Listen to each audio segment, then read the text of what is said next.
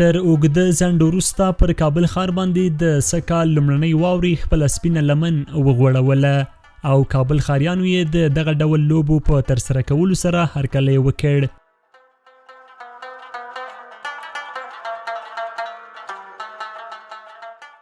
دا چې له وړاندې لا په کابل ښار کې د اوبو کچې ټیټه تللې او دغه لوی ښار په تیرو څو کلونو کې وچکالۍ سخت ځپلی دی، تر اوږده انتظار وروسته پر دغه ښار باندې لومړنۍ واوره وشوه چې ورسره د کابل ښاریانو او دغه راس بزګرانو هیلې راوټوکېدلې.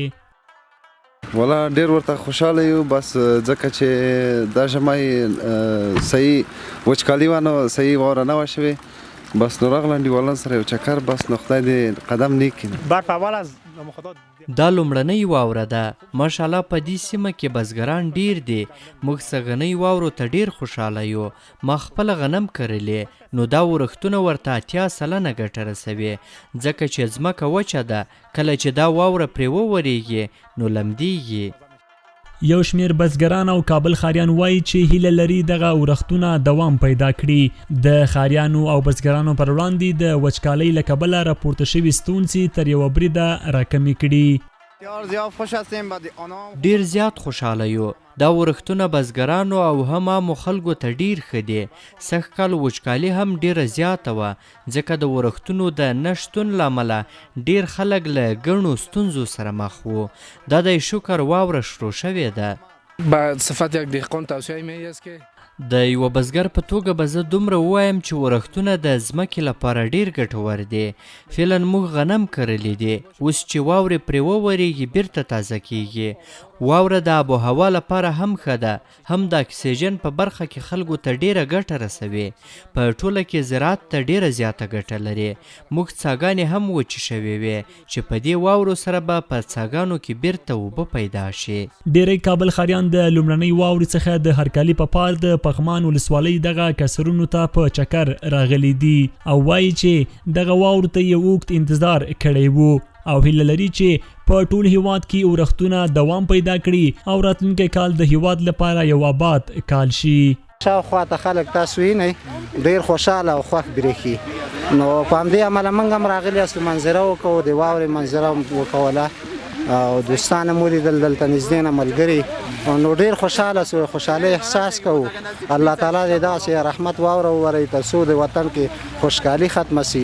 موږ دغه اوس وخت کې له پاکستانه راغلي او خپل وطن کې وګرځېدلو. ماشاءالله موږ وطن ډېر ښایسته ده او ډېر خوشحاله موږ دا واوره اوس ځکه چې دا خوشحالي به ختمه سي پکې او نور ډېرې ښایسته منظرې دي ماشاءالله چې ګوري.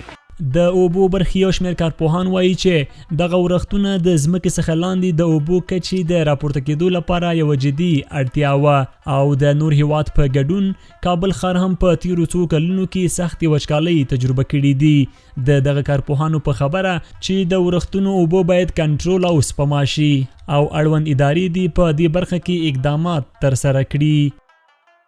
دا ډېر د خوشحالۍ ځای ده چې موږ په ټول هیواد کې د ورښتونو شاهد یو او هیلهمند یو چې ورښتونو سطحه ډېره سي تر څو وچکالۍ مخه ونیسي او د ځمکې لاندې اوبه بیا ځلې چارج سي.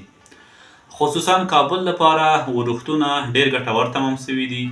یو دا چې د هوا ککړتیاو مخه نیول سوې ده او دوم دا چې کابل د ځمکې لاندې اوبو ډېر سطحه ټیټه سوې ده او دا کولی سي چې یو اندازه د ځمکې لاندې اوبو سطحه ډېره کړي.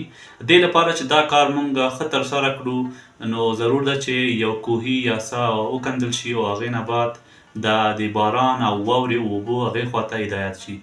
که څه هم په تیرو 2 اونیو کې د افغانستان په یو شمېر نور ولایتونو کې هم ورښتونه شوي دي، خو د اوبو د برخې کارپوهان دا کافي نه بولي او زیاتوي چې که دغه ورښتونه دوام پیدا نه کړي د وچکالۍ له کبله به د خلکو ستونزې لا زیاتې شي. عبدالله حیدرزی، CGTN پښتو، کابل.